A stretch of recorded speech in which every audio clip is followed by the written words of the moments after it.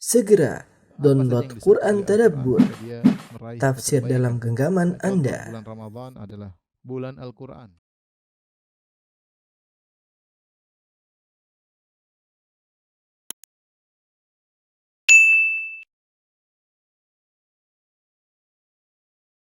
Jazakallahu khairan. Bismillahirrahmanirrahim. Assalamualaikum warahmatullahi wabarakatuh. Alhamdulillahi ala ihsani wa syukru lahu ala taufiqihi wa amtinani wa asyhadu an la ilaha illallah wahdahu la syarika lahu ta'ziman li sya'nihi wa asyhadu anna Muhammadan abduhu wa rasuluhu da'ila ridwani. Allahumma salli alaihi wa ala alihi wa ashabihi wa ikhwani. Para jamaah Masjid Tarbiyah yang dirahmati oleh Allah Subhanahu wa taala, kita masih dalam pembahasan kitab Sahih Al-Bukhari dan masih kitab Mawaqitus Salat, tentang waktu-waktu salat, dan pada kesempatan kali ini kita akan bahas tentang bab waktil maghrib, bab tentang waktu salat maghrib. Al-Imam Al-Bukhari berkata, bab waktil maghrib, bab tentang waktu salat maghrib. Wa qala Atha, berkata Atha, yajma'ul maridu bainal maghrib wal isya, bahwasanya orang yang sakit bisa menjamak antara salat maghrib dan salat isya. Ya, orang yang sakit boleh menjamak salat maghrib dan salat isya. Maksudnya Atha ini berpendapat bahwasanya waktu maghrib itu bersambung sampai isya. Waktunya waktu maghrib bersambung sampai isya, karena kita tahu untuk salat maghrib ada dua pendapat ya. Ini sudah pernah kita sampaikan, tapi saya akan sampaikan kembali. Jadi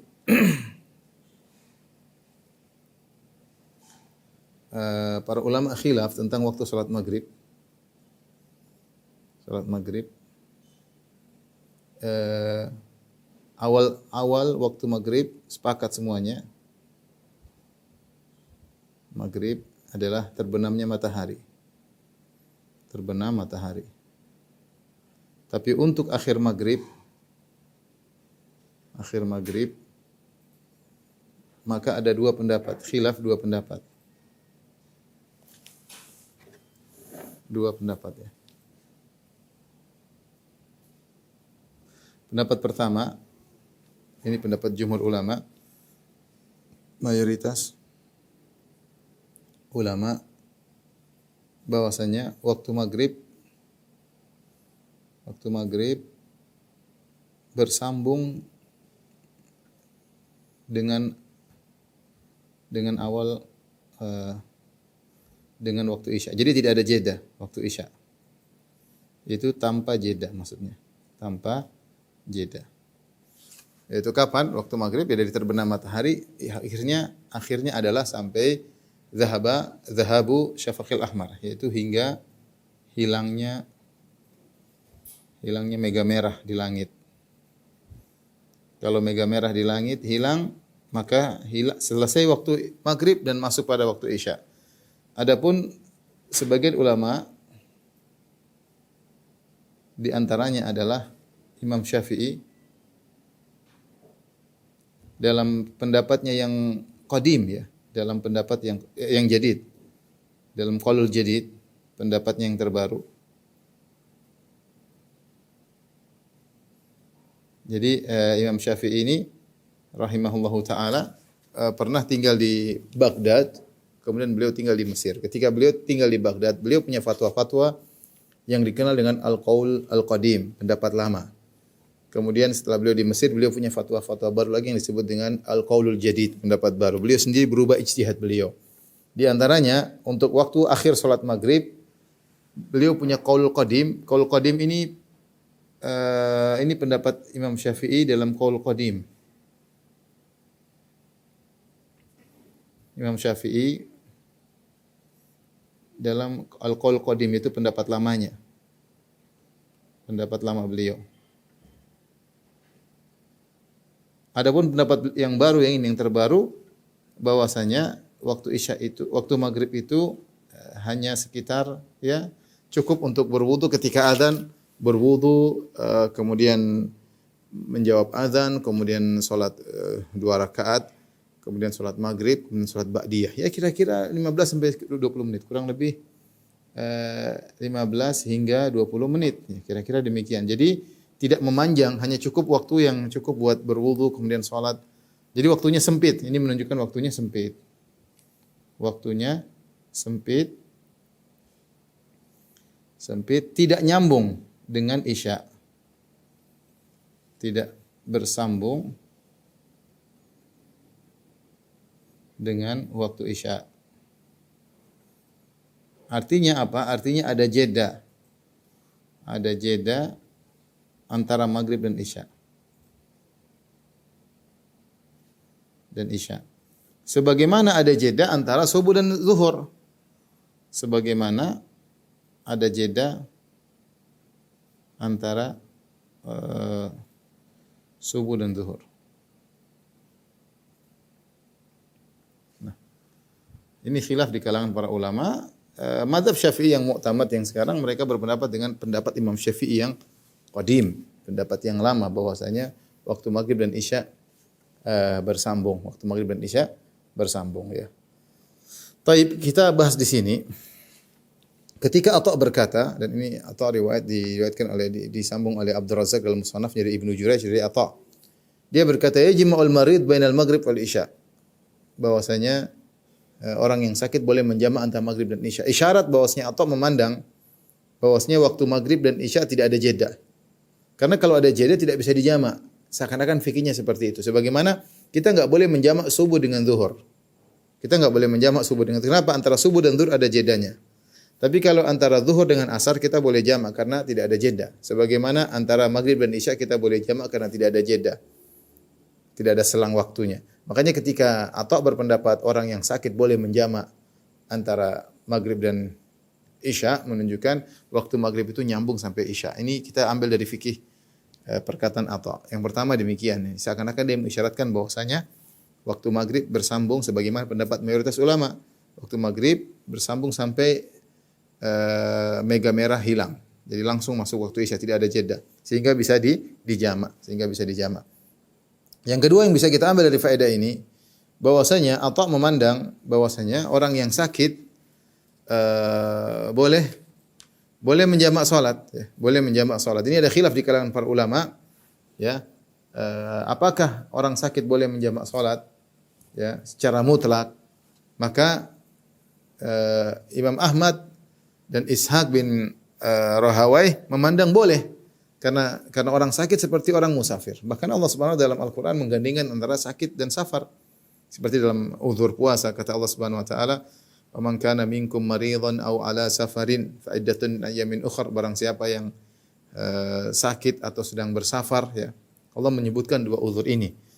Sehingga ketika sakit boleh menjamak salat karena masyaqqah, karena kesulitan. Ketika safar boleh menjamak salat, maka sakit pun demikian. Ini pendapat Imam Ahmad dan Ishaq. Jadi secara mutlak orang sakit boleh menjamak salat. Tentu sakit yang benar-benar menyulitkan, ya boleh menjamak salat. Dan ini juga pendapat sebagian Syafi'iyah. Wa jawazu Malik bi syart, ya, bi syartihi. Imam Malik membolehkan tapi dengan syaratnya. Wal masyhur kata Ibnu Hajar, wal masyhur an Syafi'i wa ashabihi al-mana'. Adapun pendapat yang masyhur dari Imam Syafi'i dan para pengikutnya adalah dilarang, ya. Dilarang menjamak salat maghrib dan isya bagi orang yang sakit. Wallahu a'lam bishawab, pendapat yang lebih kuat adalah boleh, ya. Apalagi dalam hadis Ibnu Abbas ketika Rasulullah SAW mengatakan jama'an Nabi SAW baina adz-dzuhur wal 'asr wa jama'a bainal maghrib wal isya fil Madinah, ya, min ghairi khaufin wala matarin. Rasulullah SAW pernah menjamak salat zuhur dan salat asar. Demikian juga Rasulullah SAW pernah menjamak salat maghrib dan isya tanpa ada hujan dan tanpa ada ketakutan. Ketika ditanya kenapa Rasulullah melakukan demikian, kata Ibnu Abbas radhiyallahu anhuma, li alla yuhrija ummatahu, agar tidak merepotkan umatnya. Jadi kalau memang seorang sakit dan dia repot, harus kamar mandi lagi, harus berwudu lagi, apalagi dia sering batal, sulit bangun dari sudah jamaah aja, enggak ada masalah. Mau dia mau istirahat tidur, ya tidak jadi masalah. Dan kita tahu bahwasanya uzur, kalau kita musafir kita boleh jamak, ya. Dan uzur sakit lebih berat terkadang daripada uzur safar. Wallahu a'lam bishawab. Intinya kita ambil dua faedah dari ini, bahwa dari perkataan Atha, beliau seakan-akan condong waktu maghrib bersambung sampai isya. Yang kedua, menurut beliau orang sakit boleh menjamak salat, enggak ada masalah. Taib, kemudian Imam Al-Bukhari membawakan hadis, qala haddatsana Muhammad bin Mihran, qala haddatsana Al-Walid, qala haddatsana Al-Auza'i, qala haddatsana Abu Najashi, maula Rafi' bin Khadij, wa huwa Atha' bin Suhaib. Qala sami'tu Rafi' bin Khadij radhiyallahu anhu, kata Atha' bin Suhaib, aku mendengar Rafi' bin Khadij sahabat radhiyallahu ta'ala anhu yaqul, kunna nusallil maghrib ma'an Nabi sallallahu alaihi wasallam. Kami salat maghrib bersama Nabi sallallahu alaihi wasallam. Fayansarifu ahaduna wa innahu la yubsiru mawaqi'a nablihi. Lantas salah seorang dari kami pulang, yaitu kalau kami pulang dan dia masih melihat ketika pulang mawaqi'a nablihi, yaitu tempat latihan dia memanah. Artinya kalau dia memanah target tersebut masih kelihatan. Tempat anak panah masih kelihatan. Maksudnya apa? Hadis ini maksudnya bukan menjelaskan waktu maghrib cepat. Tidak, tetapi menjelaskan bahwasanya Rasulullah SAW kalau salat maghrib bersegera, dan itu kebiasaan Nabi SAW. Bersegera dalam salat. Baik salat zuhur, salat asar, salat maghrib, salat isya, salat subuh. Hanya saja ada dua waktu yang Rasulullah SAW sengaja mengakhirkan. Yaitu zuhur kalau musim sangat panas. Kata Rasulullah SAW, abridu bis salat. Ya. Idza shaddal har fa abridu bis salat. Kata Nabi sallallahu alaihi wasallam sebagaimana pernah lalu, kalau panas sangat terik terutama di daerah yang ada musim panas seperti Madinah, maka tundalah salat zuhur, yaitu sampai waktu mulai reda, mulai dingin, baru salat zuhur. Ini di antara Rasulullah SAW menunda waktu salat. Tapi kalau tidak ada uzur, Rasulullah SAW salat selalu di awal waktu. Demikian juga salat isya. Rasulullah SAW menunda salat isya terkadang kalau melihat jamaah belum kumpul. Idza ra'ahum mujtama'u ajjal wa idza ra'ahum abta'u akhar. Kalau melihat para jamaah banyak segera diiqamatkan salat isya, tapi kalau jamaah enggak datang-datang belum berkumpul, maka Rasulullah SAW menunda waktu salat isya. Tapi selain itu Rasulullah SAW mempercepat salat. Di antaranya salat maghrib. Artinya tidak memperlama, begitu azan kemudian iqamat, kemudian salat, sehingga ketika salah seorang sahabat pulang, ya, ketika seorang sahabat pulang, maka dia masih melihat target anak panah kalau dia melakukan panah. Artinya masih remang-remang, masih kelihatan. Seandainya kalau sudah gelap sudah enggak kelihatan. Dulu kan mereka di rumah, di jalan enggak ada lampu di jalan. Artinya selesai salat maghrib pun sudah zikir, kemudian pulang masih remang-remang, masih terlihat mawaqi'a nablihi, yaitu tempat kalau mereka panah. Ini dalil bahwasanya sunnahnya kita salat maghrib komannya jangan terlalu lama, sehingga ketika keluar dari masjid masih remang-remang, belum gelap. Karena kalau gelap ya sudah tidak kelihatan lagi target-target yang dilakukan untuk latihan panahan. Tapi ini hadis yang pertama. Hadis berikutnya Al-Imam Al-Bukhari Abu Abdullah rahimahullah berkata, qala haddatsana Muhammad bin Bashar. Qala haddatsana Muhammad bin Ja'far. Qala haddatsana Syu'bah an Sa'ad an Muhammad bin Amr bin Al-Hasan bin Ali. Qala qadimal Hajjaj. Qadimal Hajjaj fasa'alna Jabir bin Abdullah. Waktu Al-Hajjaj datang, Al-Hajjaj bin Yusuf Ats-Tsaqafi, yang dikatakan dia orangnya dalam wabir, yaitu orang yang mubir, yaitu sadis. Qadimal Hajjaj, dan dia membunuh sahabat, dia membunuh tabi'in ya. Al-Hajjaj ketika datang, maksudnya di kota Madinah, maka Al-Hajjaj ini menunda salat. Dia menunda salat. Al-Hajjaj bin Yusuf Ats-Tsaqafi. Maka kata Muhammad bin Amr bin Hasan bin Ali, dia bertanya, sa'alna Jabir bin Abdullah. Kami bertanya Jabir bin Abdullah, sahabat Nabi, ada masalah. Bagaimana tentang apa yang dilakukan oleh Hajjaj? Maka kana Nabi sallallahu alaihi wasallam yusalli adh-dhuhra bil hajirah. Maka sebentar.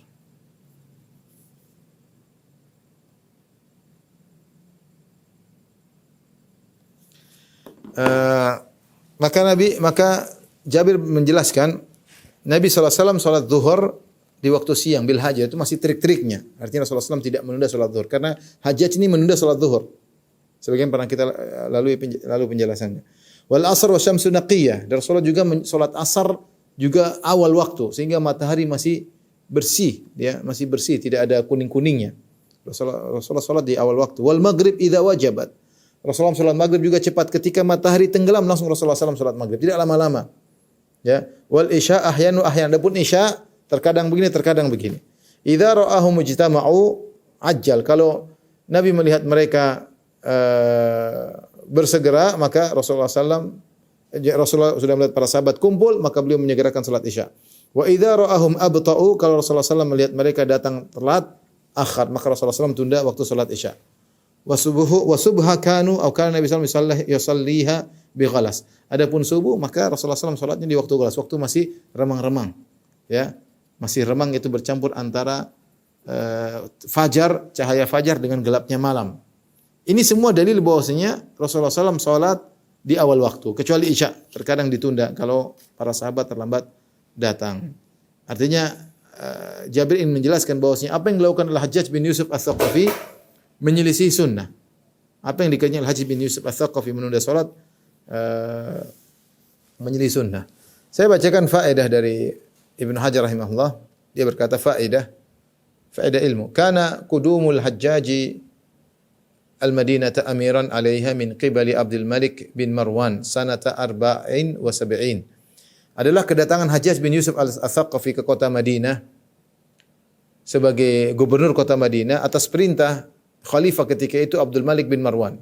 Abdul Malik bin Marwan pada tahun 74 Hijriyah. Wa dzalika aqiba qatli Ibnu Zubair, yaitu setelah terbunuhnya Ibnu Zubair radhiyallahu taala anhu di Mekah. Fa ammarahu Abdul Malik 'ala al-Haramain wa ma ma'ahuma. Maka Abdul Malik bin Marwan mengangkat Hajjaj bin Yusuf Ats-Tsaqafi sebagai gubernur terhadap Haramain, terhadap Madinah dan Mekah dan sekitarnya, mungkin Taif juga. Tsumma naqalahu ba'da hadza ila al-Iraq. Setelah itu kemudian dia dipindahkan ke Irak, ya. Taib, dari sini kita tahu bahwasanya kebiasaan Nabi SAW salat selalu di awal waktu, kecuali salat Isya Rasulullah SAW melihat situasi dan kondisi. Adapun salat Maghrib idza wajabat. Kalau matahari tenggelam, maka Rasulullah SAW salat, tidak tunda-tunda. Taib, hadis berikutnya Al-Imam Bukhari berkata rahimahullah, qala haddatsana Al-Maqi bin Ibrahim, qala haddatsana Yazid bin Abi Ubaid, an Salamah qala kunna nusalli ma'an Nabi sallallahu alaihi wasallam al-maghriba idza tawarat bil hijab. Kami salat bersama Nabi sallallahu alaihi wasallam salat Maghrib idza tawarat bil hijab, ketika matahari tenggelam. Ketika matahari tenggelam. Makanya perbedaan antara mengenai matahari, beda antara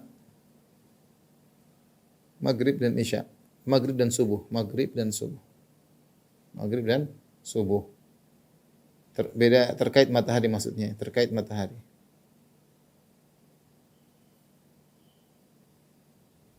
Adapun Maghrib, masuk waktu Maghrib jika seluruh bulatan matahari hilang.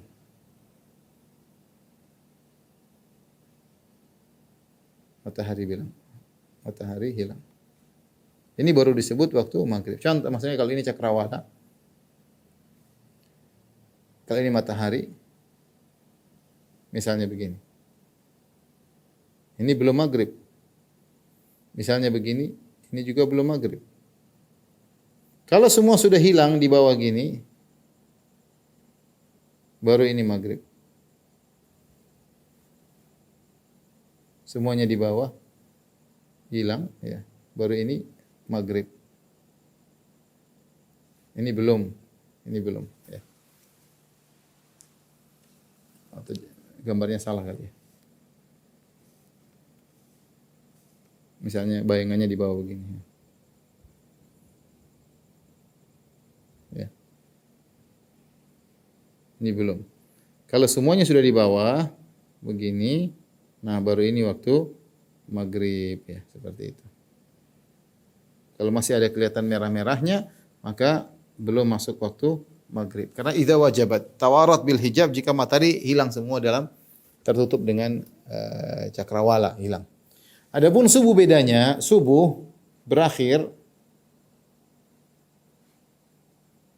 waktu subuh berakhir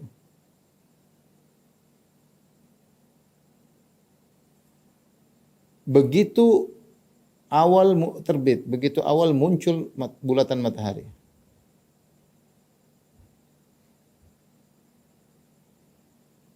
Artinya apa? Misalnya ini cakrawala, ya. Baru matahari muncul, misalnya begini, muncul. Nah, ini sudah selesai waktu subuh.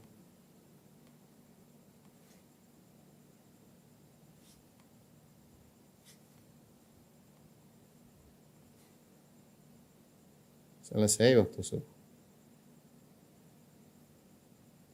Jadi tidak menunggu sampai seluruh bulatan muncul. Ya. Tidak menunggu seluruh bulatan muncul.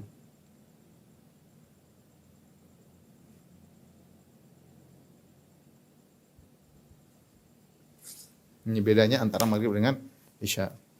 Maghrib dengan subuh. Terkait dengan matahari. Taib, kita lanjut hadis berikutnya. Imam Al-Bukhari, Muhammad bin Ismail Al-Bukhari, Abu Abdullah rahimahullah berkata, qala haddatsana Adam, qala haddatsana Syu'bah.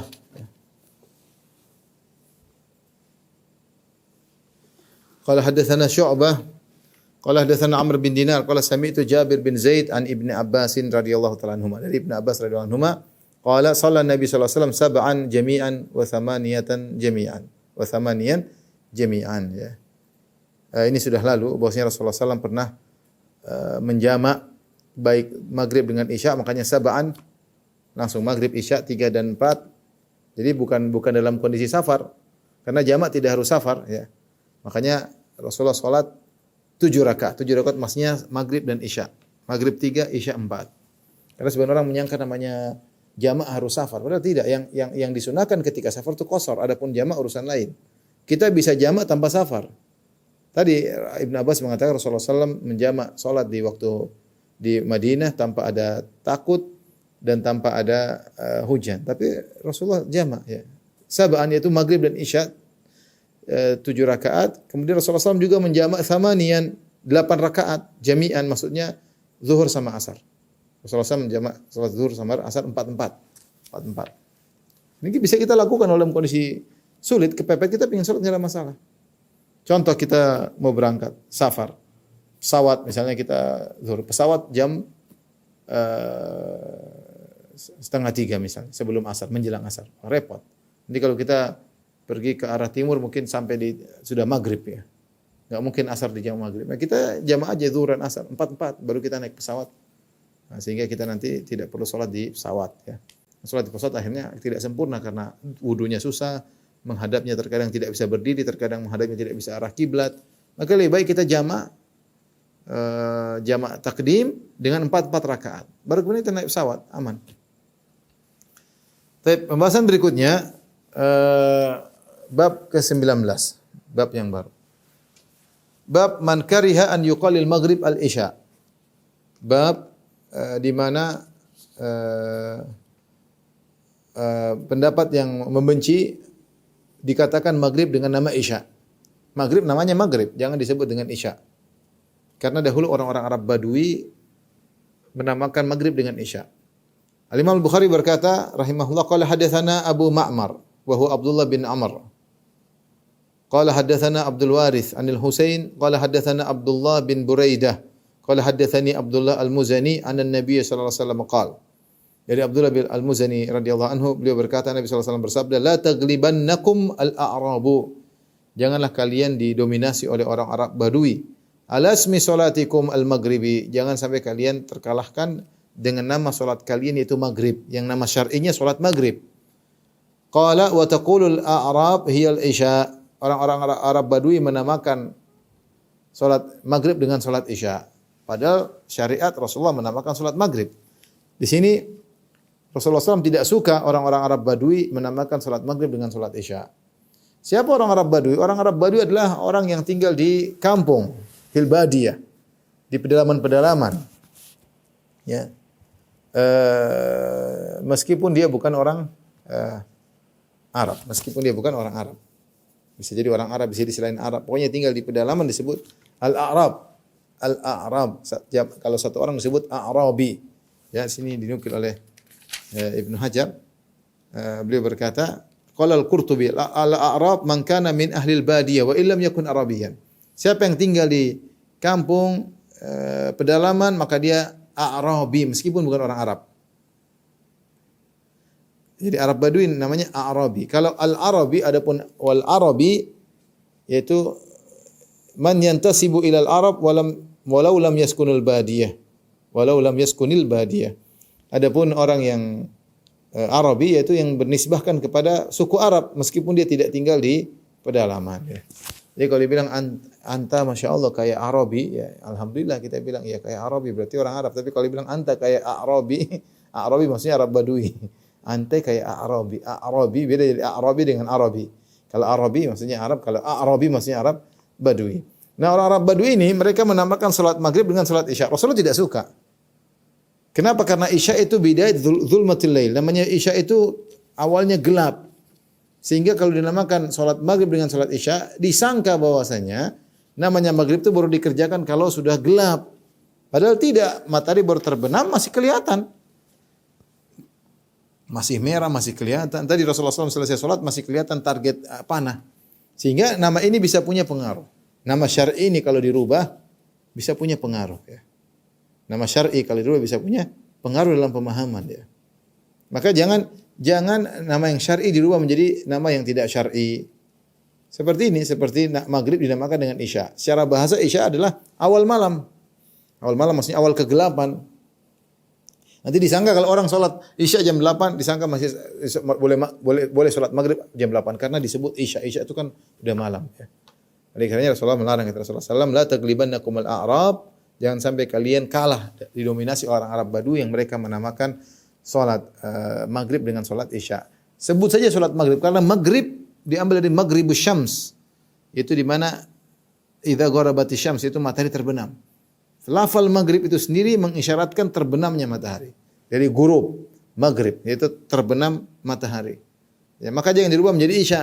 Karena nanti bisa salah sangka. Ini akibat perubahan nama bisa merubah pemahaman, Saya sering bilang contoh seperti masalah suatu yang tidak syar'i dinamakan dengan suatu yang istilah dinamakan istilah yang lain. Contoh misalnya silaturahim. Silaturahmi itu nama spesifik yang khusus untuk hubungan antara seorang punya hubungan kerahiman. Ya, punya hubungan nasab dan rahim. Bukan setiap orang yang bertemu disebut dengan silaturahim. Sehingga sekarang ada pergeseran makna setiap ada hubungan ketemu seorang muslim dengan muslimnya dikatakan silaturahmi. Padahal kita dengan dia tidak ada hubungan kerabatan, tidak ada hubungan darah. Yang benar adanya kita menyambung tali atau silatul ukhuwah atau tali persatuan.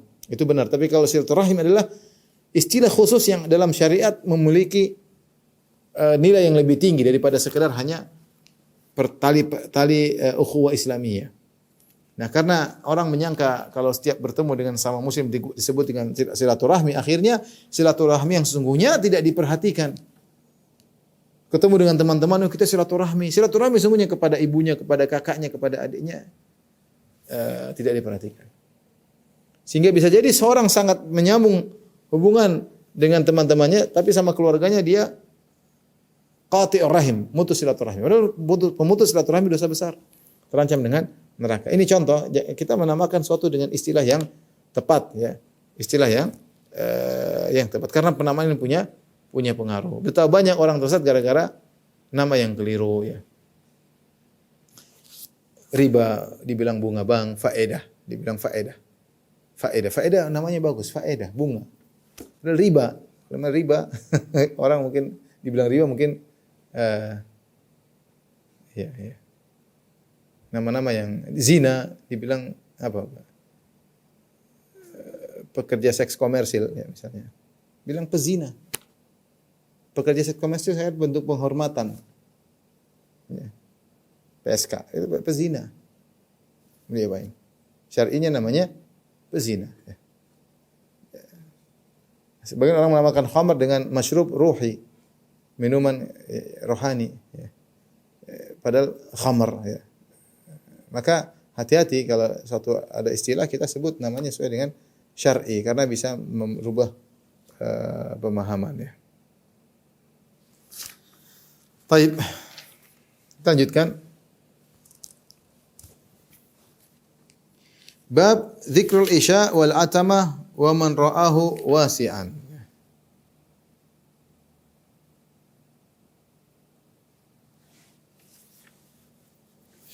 Bab berikutnya tentang penyebutan isya dan al-atamah. Ada isya, ada al-atama. Wa man ra'ahu wasi'an, dan pendapat orang yang memandang bahwasanya isya, adapun isya boleh dinamakan atama. Atama itu apa namanya? Malam yang sangat di tengah malam ya. Malam yang sangat gelap. Isya boleh dinamakan dengan atama. Karena waktu isya memang boleh dikerjakan di waktu atama.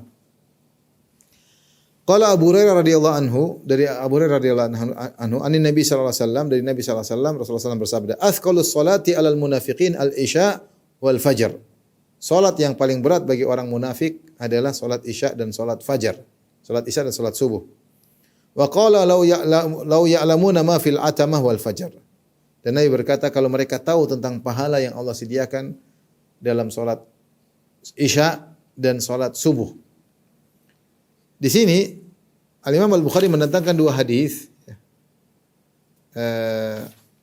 Hadis pertama, hadis mu'allaq semuanya. Hadis pertama, Rasulullah mengatakan salat yang paling berat bagi orang munafik adalah salat isya dan salat subuh. Rasulullah menamakan salat isya dengan al-isya. Kenapa paling berat bagi orang munafik? Karena gelap. Kalau mereka zuhur asar, mereka kalau tidak datang ketahuan. Karena terang. Maghrib juga demikian, kalau tidak datang salat maghrib ketahuan. Tapi kalau mereka tidak datang salat isya, tidak datang salat subuh, tidak ketahuan. Makanya mereka paling berat untuk pergi salat subuh, salat isya. Kata mereka, enggak apa-apa, enggak datang, enggak ketahuan kalau kita enggak datang. Ya. Wa idza qamu ila sholati qamu kusala yura'una an-nasa wa la yadhkuruna Allah illa qalila. Kata Allah, orang munafik itu kalau mau salat malas-malasan. Dan mereka riya kepada manusia. Wa la yadhkuruna Allah illa qalila. Mereka tidak menyebut Allah kecuali cuma sedikit. Ya, ini dalil bahwasanya orang munafik di zaman Nabi mereka juga salat. Mereka juga salat. Tapi berat sekali bagi mereka salat isya dan salat subuh karena mereka riya. Ya, kalau salat isya dan salat subuh enggak salat enggak ketahuan, enggak ada masalah. Tidak kebongkar rahasia mereka. Tapi kalau zuhur, asar, maghrib mereka semangat. Karena mereka akan dilihat dan salat mereka riya sehingga mereka ringan bagi mereka salat zuhur, maghrib dan isya. Kalau salat isya, zuhur, maghrib dan zuhur, asar dan maghrib mudah bagi mereka. Karena kelihatan. Kalau salat isya sama subuh mereka enggak mau datang. Datang itu sangat berat. Kenapa? Karena kalau tidak datang pun tidak ketahuan. Tapi dalam hadis ini intinya Rasulullah SAW menamakan salat isya dengan al-isya. Al-isya. Tetapi dalam hadis yang lain kata Nabi, "Lau ya'lamuna ma fil atama wal fajar." Seandainya mereka tahu tentang pahala dalam salat al-atama. Rasulullah dalam hadis lain menamakan al-atama dengan isya dengan al-atama. Wal fajar dan salat subuh. Setelah menyebutkan dua hadis yang mu'allaq tersebut, hadis mu'allaq itu tidak disebutkan sanadnya secara lengkap. Al-Imam Al-Bukhari mengomentari, qala Abu Abdullah, wal ikhtiyar an yaqul al-isya. Yang terbaik kita menamakan salat tersebut dengan al-isya. Boleh disebut al-atama. Ini boleh karena Rasulullah SAW pernah menyebutkan kedua-duanya, tapi yang terbaik adalah menyebut dengan nama al-isya. Kenapa? Karena karena Allah menamakan salat isya dengan salat isya dalam Al-Qur'an. Liqaulihi ta'ala, sesuai dengan firman Allah Subhanahu wa taala, wa min ba'di salatil isya dalam surat An-Nur. Wa min ba'di salatil isya, dan setelah salat isya Wa yuzkar an Abi Musa qala, dan disebutkan dari Abu Musa Al-Asy'ari radhiyallahu ta'ala anhu, dia berkata, kunna natawanabun Nabi sallallahu alaihi wasallam inda salatil isya fa'atama biha. Kami bergantian ya mendatangi Nabi sallallahu alaihi wasallam ketika salat isya. Fa'atama biha, dan Rasulullah SAW menunda salat isya itu di permalam. Wa qala Ibnu Abbas wa Aisyah, Ibnu Abbas dan Aisyah. Jadi dia ingin menyebutkan bahwasanya Abu Musa juga menyebutkan istilah salat isya dan istilah atamah. Jadi tidak mengapa menamakan salat isya dengan salat al-atamah. Beda dengan maghrib. Kata Nabi, jangan kalian ikuti orang Arab Badui yang menamakan maghrib dengan isya. Karena perubahan nama ini ada pengaruhnya. Wa qala Ibnu Abbas dan Aisyah, dan Ibnu Abbas dan Aisyah berkata, a'taman Nabi sallallahu alaihi wasallam bil isya, yaitu Rasulullah SAW mengakhirkan salat isya.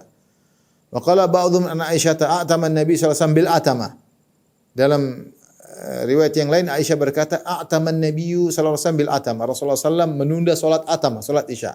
Ini juga dua-duanya. Rasulullah kadang salat isya dengan isya, terkadang menamakan isya dengan atama.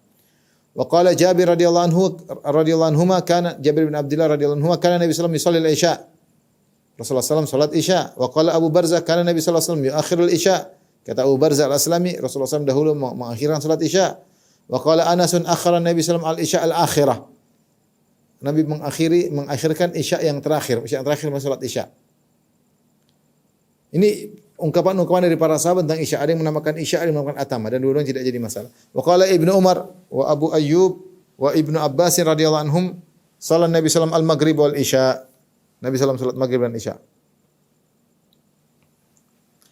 Taib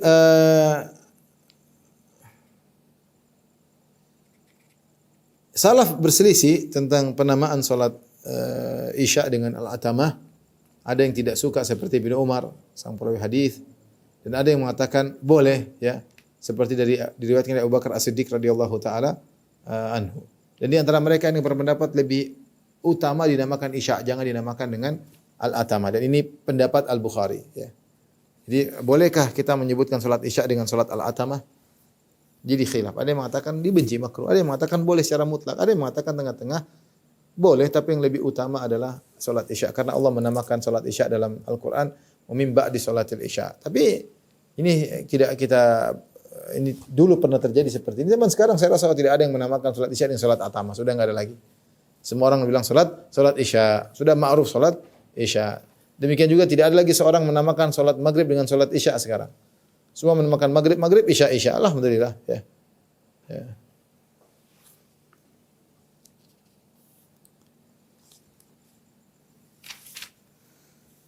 Taib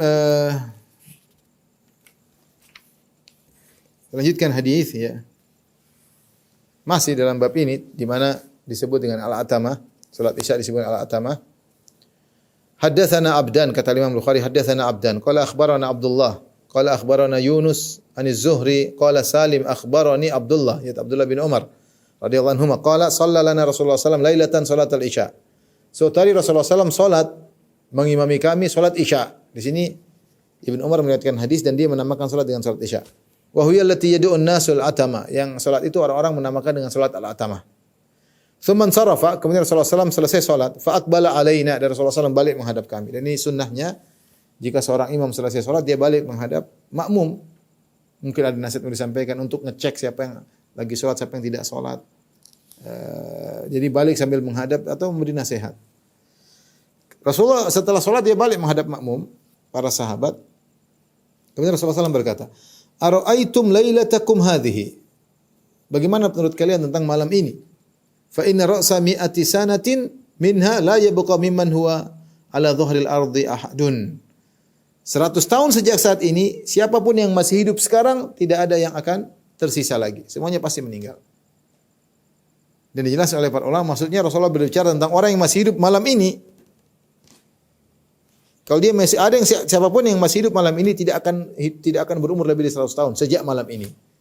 Lain halnya kalau ada yang lahir besok, ya, lahir besok bisa jadi ada umur 120, 130. Kita bilang sebagian orang memiliki umur yang panjang-panjang ya. Tapi Rasulullah berbicara tentang orang yang hidup di zaman Nabi ketika Rasulullah ngomong tersebut. Rasulullah mengatakan, "Ara'aitukum lailatakum hadhihi?" Bagaimana menurut kalian, kabarkan kepadaku tentang malam ini. Ada apa gerangan malam ini? Fa inna ra'sa mi'ati sanatin minha la yabqa mimman huwa ala dhahril ardi ahadun. 100 tahun dari sini tidak lagi yang tersisa. Semua orang yang hidup sekarang ini 100 tahun lagi sudah tidak ada semuanya. Pasti sudah meninggal dunia. Pasti sudah meninggal dunia. Tidak ada orang hidup di zaman Nabi kemudian umur panjang sampai sekarang, enggak mungkin. Lebih dari 100 tahun enggak mungkin. Sejak Nabi mengucapkan kalimat tersebut ya. Jadi perhatian kita di sini Rasulullah SAW menamakan Ibnu Umar menamakan salat isya dengan salat isya. Ya. Dan Ibnu Umar termasuk para sahabat yang tidak suka salat isya dinamakan dengan salat al-atamah. Tapi sudah kita jelaskan tadi bahwasanya sebagian hadis menunjukkan Rasulullah SAW menamakan salat al-isya juga dengan salat al-atamah, maka tidak jadi masalah dinamakan salat isya maupun salat al-atamah. Tapi yang lebih utama adalah menamakan salat isya dengan isya, bukan dengan atamah. Hadis ini dijadikan dalil oleh Imam Al-Bukhari bahwasanya Nabi Khadir sudah tidak hidup lagi. Karena kalau Nabi Khadir hidup di zaman Nabi SAW, ketika Nabi ngomong tadi, menurut kalian tidak ada lagi hidup setelah ini 100 tahun, maka Nabi Khadir akan hidup cuma sampai 100 tahun setelah Nabi ngomong tersebut. Ini tentu ada khilaf di kalangan para ulama, apakah Nabi Khadir masih hidup atau tidak. Yang rajih bahwasanya Nabi Khadir sudah meninggal dunia. Lagi pula tidak ada faedah juga Nabi Khadir kemudian masih hidup dengan sembunyi-sembunyi, tidak ngurusi umat, sementara umat sekarang dalam kondisi sulit, butuh bimbingan. Harusnya kalau dia apalagi nabi ataukah wali ataukah dia ulama, harusnya dia hadir memberi arahan. Bukan sembunyi dari dulu, sembunyi dari zaman Nabi Musa alaihissalam. Ya. Kalau seandainya dia masih hidup di zaman Nabi Musa, harusnya dia juga menjadi datang kepada Nabi Isa, membantu Nabi Isa, ya, saling bahu-membahu. Dan kalau di zaman Nabi SAW, harusnya dia datang kepada Nabi SAW, berguru kepada Nabi atau menjadi murid Nabi atau yang lainnya, karena Nabi adalah Nabi terakhir. Ya, apalagi mengatakan Nabi Khadir masih hidup sampai sekarang. Ya. Kita tidak mengatakan ada orang ngaku ketemu Nabi Khadir, dia berbohong. Mungkin dia jujur, tapi yang ketemu dengan dia bukan Nabi Khadir. Ya. Karena kriteria untuk mengetahui ini Khadir atau bukan nggak ada yang tahu. Beda dengan Nabi Muhammad SAW. Kalau orang bertanya, ya Ustaz, saya bermimpi ketemu Nabi SAW. Ada barometernya. Ya, barometernya yaitu yang kau lihat harus sesuai dengan sifat-sifat Nabi. Oleh karena kalau orang ngaku melihat Nabi, tanya kepada Anas bin Malik. Anas bin Malik radhiyallahu anhu berkata, "Sifli ma ra'ait." Sifatkan kepadaku, ceritakan ciri-ciri orang yang kau lihat. Kalau ternyata ciri-cirinya tidak sesuai dengan ciri-ciri Nabi, mengatakan itu bukan Nabi. Tapi kalau ciri-cirinya seperti Nabi, maka dikatakan itulah yang kau lihat adalah Nabi Muhammad sallallahu alaihi wasallam. Ya. Jadi sifat-sifat Nabi Muhammad dijelaskan secara detail, tapi Khadir tidak ada sifat-sifatnya. Nah, kalau ada jin atau orang gila ngaku sebagai Khadir, dari mana Anda bisa bedakan ini Khadir atau bukan? Ini pertama. Ya, tidak ada dalilnya. Dia mengaku Khadir. Dari mana dalilnya? Itu Khadir sifat-sifatnya dari mana engkau tahu? Ya. Saya pernah ketemu seorang pemilik hotel, dia cerita, saya ketemu Nabi Khadir, ketemu dengan beberapa pejabat, dengan jenderal-jenderal, ketemu Khadir. Dia Khadir cuma diketemu sama orang-orang kaya ya. Dia ketemu Khadir di hotel, kemudian ada cahaya. Kemudian Khadir ngomong sama saya, "Bapak minta apa? Minta doa apa?" Jadi Khadir ini bisa ngomong Indonesia ceritanya. Yang ketemu cuma jenderal-jenderal, ketemu orang-orang kaya. Saya diceritain, oh Khadir begitu, ketemu bukan harus hafal Quran, tapi harus punya duit, bisa ketemu dengan Khadir. Saya tidak bilang dia bohong, mungkin dia benar, dan saya yakin dia benar, kan dia cerita dengan serius. Tapi yang dia ketemu itu Khadir atau bukan? Dari mana Anda punya barometer untuk membedakan ini Khadir atau bukan? Enggak ada barometernya. Itu yang pertama. Yang kedua, sebagian orang ngaku Khadir, kemudian dia mengaku diajari ilmu yang bukan datang dari Muhammad sallallahu alaihi wasallam. Nah, Anda umat Muhammad atau umat Khadir? Ya, Nabi Khadir ngajarin begini, cara ruqyah begini, cara baca begini, cara zikir begini, yang tidak diajarkan oleh Muhammad sallallahu alaihi wasallam. Nah, ini bagaimana nih? Anda umat Muhammad atau umat Khadir? Rasulullah ajarannya sudah sempurna, tidak perlu ada perubahan, apalagi ada sisipan dari nabi yang lain, tidak perlu. Rasulullah SAW mengatakan, "Lau kana Musa hayyan ma wasi'a tibai." Kalau Nabi Musa masih hidup di zamanku, dia pasti ngikuti aku, tidak boleh bagi dia kecuali pengikutku. Dan Nabi Khadir masih hidup, kemudian tidak jadi pengikut Nabi, tidak menolong Nabi. Seribuan hadis tidak pernah disebut Nabi ketemu Khadir, enggak pernah. Tidak ada. Nabi Khadir masih hidup pasti datang kepada Nabi sallallahu alaihi wasallam, tidak di hadapan para sahabat radhiyallahu ta'ala anhum ajma'in ya. Bahkan Nabi Isa alaihissalam nanti turun di akhir zaman berhukum dengan hukum Rasulullah sallallahu alaihi wasallam. Jadi hati-hati tentang khurafat Khadir ni alaihissalam, hati-hati, sebagian orang aneh-aneh ya, apalagi dia membawa ajaran baru dengan alasan dari Khadir. Tapi bab berikutnya mungkin bab terakhir kali, bab waktu isya idza ijtama'a an-nasu aw ta'akharu. Bab waktu isya jika orang-orang berkumpul atau terlambat. Al-Imam Al-Bukhari berkata rahimahullah, qala haddatsana Muslim bin Ibrahim, qala haddatsana Syu'bah an Sa'ad bin Ibrahim an Muhammad bin Amr an Ibn al-Hasan bin Ali, qala sa'alna Jabir bin Abdullah an salati Nabi sallallahu alaihi wasallam. Kami bertanya kepada Jabir bin Abdullah tentang salat Nabi sallallahu alaihi wasallam. Faqala kana yusalli adh-dhuhra bil hajr. Ini hadis setelah lalu. Rasulullah SAW salat zuhur di awal siang banget. Wal asra wasyamsu hayyatun. Rasulullah SAW salat asar sementara matahari masih terang, masih terik. Itu awal asar langsung Rasulullah SAW, tidak tunda-tunda. Bukan di waktu matahari kuning, tidak. Wal maghriba idza wajabat. Rasulullah salat maghrib ketika matahari tenggelam. Rasulullah segera salat maghrib. Wal isya, adapun isya berbeda. Idza kathuran nas ajjal. Kalau orang-orang sudah banyak, Rasulullah SAW segera, jamaah sudah kumpul. Wa idza qallu akhar. Kalau jamaah masih sedikit, Rasulullah SAW tunggu. Wa subha bi ghalas. Rasulullah SAW salat subuh di waktu remang-remang, di awal waktu subuh ya, di awal waktu subuh ya. Kemudian juga kita lanjutkan bab fadl isya, bab keutamaan salat isya. Allah alam, kata Al-Hafidz Ibnu Hajar maksudnya bab fadli intidharil isya, bab keutamaan menunggu waktu salat isya. Ya, menunggu salat isya adalah ibadah. Al-Imam Al-Bukhari membawakan hadis qala hadatsana Yahya bin Bukair. Yahya bin Bukair qala hadatsana Laits an Uqail an Ibnu Syihab an Urwah an Aisyah radhiyallahu anha akhbarathu. Aisyah mengabarkan kepadanya qalat a'tama Rasulullah sallallahu alaihi wasallam lailatan bil isya. Satu malam Rasulullah sallallahu menunda salat isya sampai malam. Wa dzalika qabla an yafshul Islam. Ketika itu Islam masih belum tersebar di luar kota Madinah dan Mekah ya.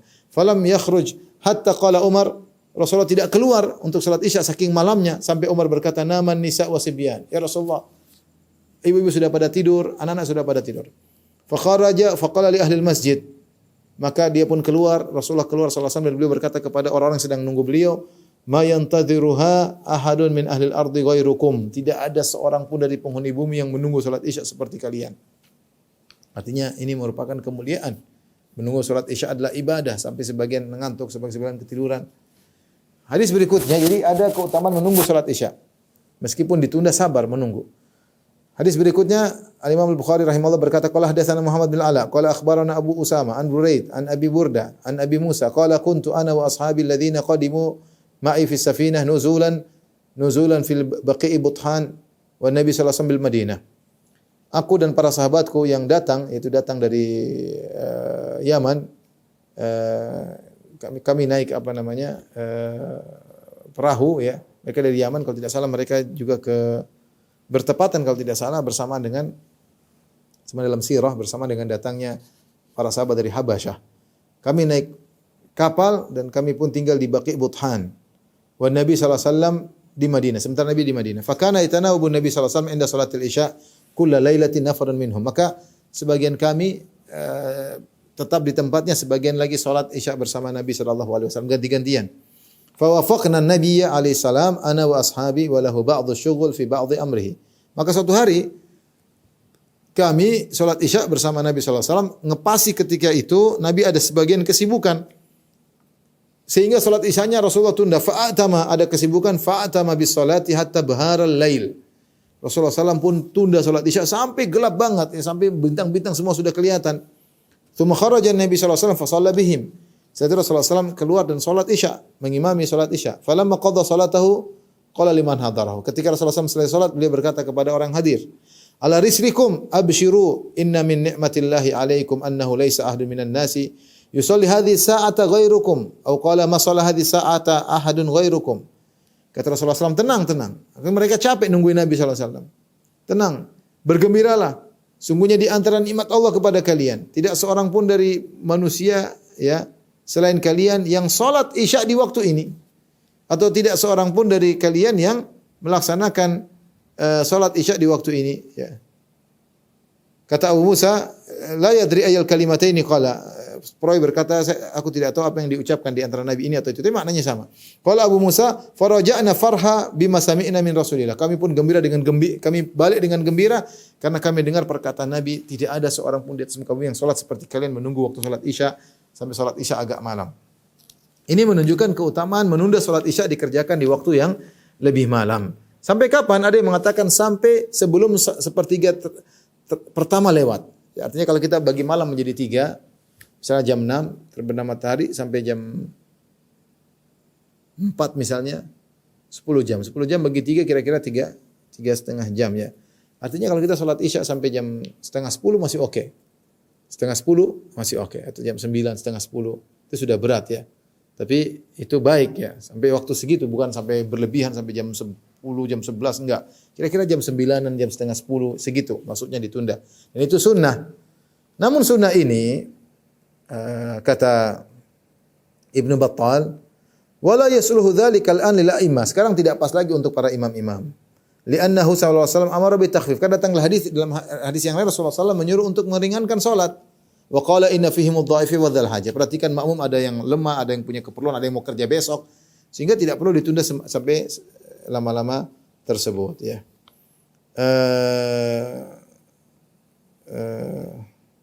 Namun yang benar ya, datang riwayat-riwayat disebut oleh Ibnu Hajar rahimahullahu taala bahwasanya Rasulullah SAW memang sengaja untuk menunda waktu salat isya, tetapi itu berat. Rasulullah tidak sering, Rasulullah SAW ada waktu tertentu Rasulullah SAW menunda salat. Rasulullah berkata, "Laula an asyqa ala ummati la amartum an yusalluha hakadha." Kalau bukan karena merepotkan umatku, aku akan suruh mereka salat Isya ditunda sampai agak tengah malam ya. Jadi barang siapa yang mampu, kalau ada sekelompok jamaah bertekad untuk salat Isya ditunda dan dia mampu dan dalam kondisi tidak ngantuk dan tidak merepotkan para makmum, maka menunda lebih afdal ya. Dan ini pendapat banyak ulama, menunda salat Isya lebih afdal selama dengan syarat tidak memberatkan makmum dan tidak sampai ngantuk dan tidak terlalu parah ya, tidak terlalu parah. Ibu-ibu bisa menerapkan hal ini. Kalau jamaah di masjid sekarang kayaknya tidak bisa. Kalau kita salat Isya ditunda-tunda ya repot. Tapi sesekali ada pengajian, salat Isya ditunda, ada pertemuan salat Isya ditunda enggak ada masalah karena memang sunnahnya ditunda. Tapi sekarang orang sudah punya waktu salat Isya karena ada kesibukan di rumah, besok harus kerja, harus tidur segera, sehingga tidak dipraktekkan sekarang. Di Madinah pun tidak dipraktekkan. Tapi kalau ibu-ibu bisa praktekkan di rumah, menunda salat Isya. Dan di antara faedah dari hadis ini yaitu kata Abu Musa al-Asy'ari, "Faraja'na farha," kami pun balik dalam kondisi gembira. Gembira karena mendapatkan pahala menunggu waktu salat Isya, dan ini di antara nikmat Allah yang Allah berikan kepadanya. Jadi seorang bahagia tatkala bisa mendapatkan pahala, bukan cuma bahagia ketika mendapatkan dunia, tapi lebih utama ketika mendapat pahala dia bahagia, bisa beramal soleh, karena inilah aset dia di akhirat kelak. Demikian saja ikhwan dan akhwat yang dirahmati Allah Subhanahu wa taala. Insyaallah kita lanjutkan kesempatan yang lain. Kurang lebih mohon maaf. Wabillahi taufiq wal hidayah. Assalamualaikum warahmatullahi wabarakatuh.